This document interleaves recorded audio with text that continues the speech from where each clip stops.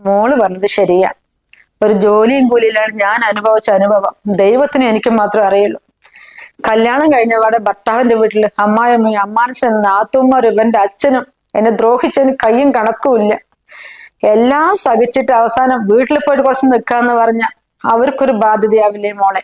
ഒരു ജോലിയുള്ളതാണെങ്കിലും പിടിച്ചു നിൽക്കായിരുന്നു. വെറുതെ അല്ല പെൺകുട്ടികൾ ഭർത്താവിന്റെ വീട്ടില് എന്തൊക്കെ പറഞ്ഞാലും അവിടുത്തെ ആട്ടും തൂപ്പും ഇങ്ങോട്ട് കരഞ്ഞു പിടിച്ചുകൊണ്ട് നിൽക്കുന്നത്. സ്വന്തം കാലിൽ നിൽക്കാൻ പ്രാപ്തിയില്ലാത്ത കാരണമാ.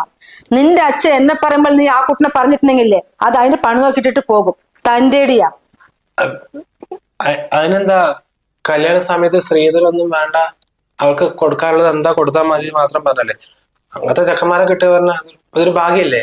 സ്ത്രീധനം ചോദിക്കുന്നവരെക്കാൾ ഡേഞ്ചറാണ് ഞങ്ങൾക്കൊന്നും വേണ്ടേ, നിങ്ങളുടെ മോൾക്ക് എന്താണോ നിങ്ങൾ കൊടുക്കാൻ ഉദ്ദേശിച്ചത് അത് മാത്രം മതി എന്ന് പറയുന്നവര്.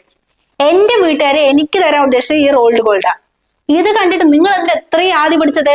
നിങ്ങളല്ലേ അന്ന് പറഞ്ഞത് ഞങ്ങൾക്കൊന്നും വേണ്ട എന്നുള്ളത്? അതും പറഞ്ഞുകൊണ്ട് ഭർത്താവിന് എന്തെങ്കിലും കടമുണ്ടെങ്കിൽ അത് തീർക്കാനുള്ള ഉത്തരവാദിത്തം ഭാര്യയ്ക്കുണ്ട്. അതുകൊണ്ട് എടുത്തു എന്നുള്ളൂ. കല്യാണത്തിന് ശേഷം ഭർത്താവിന് എന്തെങ്കിലും ബാധ്യത വന്നാ അത് തീർക്കാനുള്ള ഉത്തരവാദിത്തം ഭാര്യയ്ക്ക് കൂടിയുണ്ട്. അത് ഞാൻ സമ്മതിച്ചു.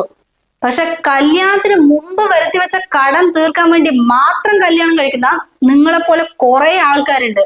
അവരോടൊക്കെ എന്താ പറയേണ്ടത്?